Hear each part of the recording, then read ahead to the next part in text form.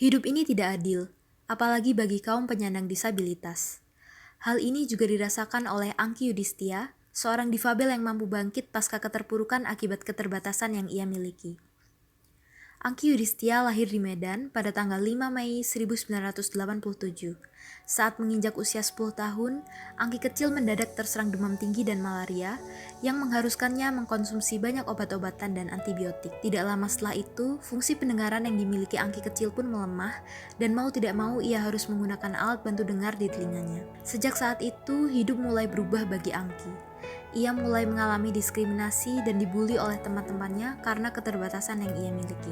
Namun, berkat dorongan dan dukungan dari kedua orang tuanya, Angki sedikit demi sedikit mampu bangkit menjadi wanita yang lebih percaya diri dan berani. Ia sudah tidak lagi peduli dengan omongan negatif orang-orang yang ditujukan kepadanya.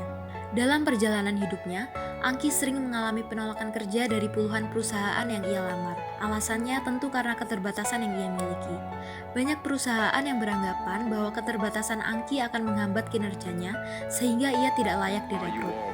Banyak pula perusahaan yang menganggap bahwa orang difabel seperti Angki tidaklah kompeten. Namun berkat kerja keras dan usahanya, Angki akhirnya diterima kerja di salah satu perusahaan multinasional dan berkesempatan untuk mengembangkan dirinya. Pengalaman pahitnya ini mendorong Angki untuk bertekad membantu teman-temannya sesama penyandang disabilitas untuk mendapatkan kembali hak mereka untuk bekerja.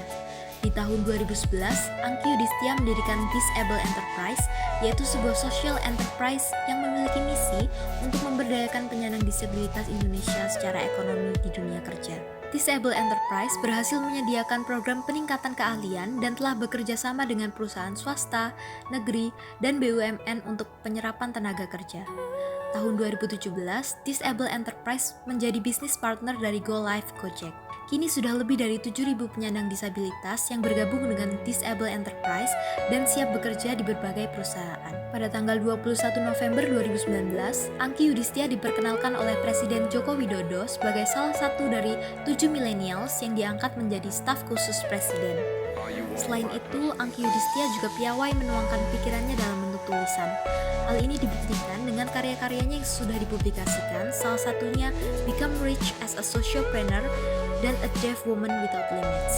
Lesson learned dari kisah inspiratif Angki Yudhistia antara lain, kita harus selalu senantiasa bersyukur atas kenikmatan yang telah dilimpahkan Tuhan kepada kita, meskipun kadang kenikmatan itu berbentuk sakit dan keterbatasan.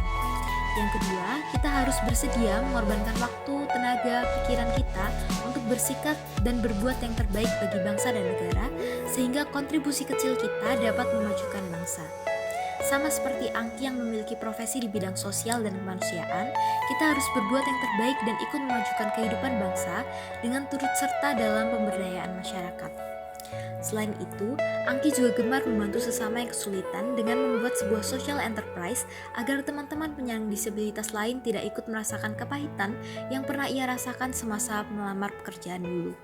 Dan yang terakhir, kita harus selalu mengamalkan Pancasila dalam kehidupan kita sehari-hari. Dalam kisah ini, Angki mengajarkan kita untuk senantiasa mengamalkan sila Pancasila yang kelima, yaitu keadilan bagi seluruh rakyat Indonesia dengan berlaku adil dan tidak diskriminatif kepada sesama kita.